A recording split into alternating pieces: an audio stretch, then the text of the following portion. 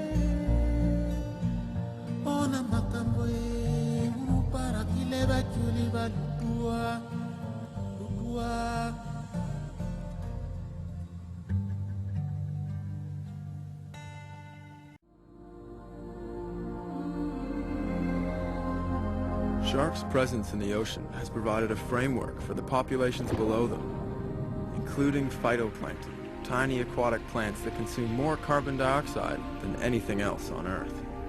Carbon dioxide is the global warming gas, and plankton converts it to oxygen, providing 70% of the oxygen we breathe on land. Without sharks to prey on them, plankton feeders below sharks could grow out of control, consuming the plankton that we depend on for survival. The ocean is the most important ecosystem, regulating climate and feeding much of the planet. Life on land depends on life in the oceans. I finally realized that it's not just about saving sharks, it's about saving ourselves. I think the problem is that we don't really understand what we are. In essence, we're just a conceited naked ape.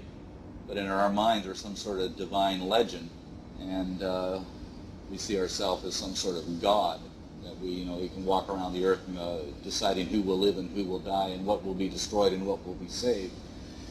But the fact is that we're just a bunch of primates out of control.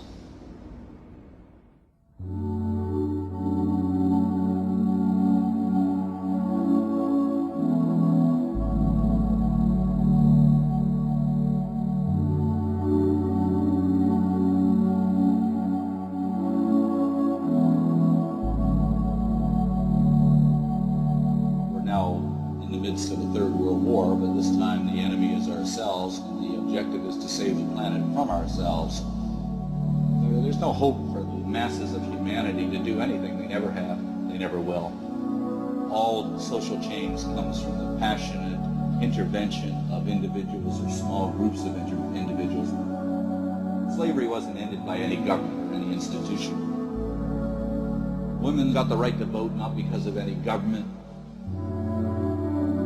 The civil rights movement, the same thing.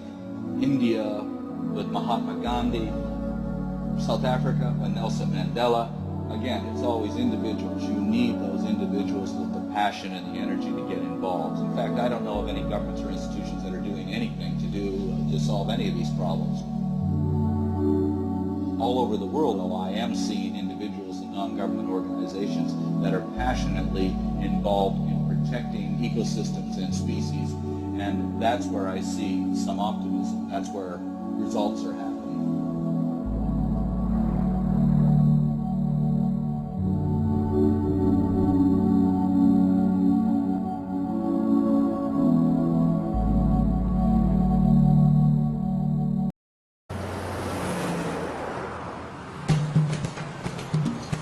Instead of the shark fin mafia I was expecting to greet me, there were protests in the streets. Costa Ricans were rallying against shark finning. The publicity surrounding our case brought the shark finning industry into the spotlight. We hadn't totally failed in saving sharks. We helped awaken a country and people.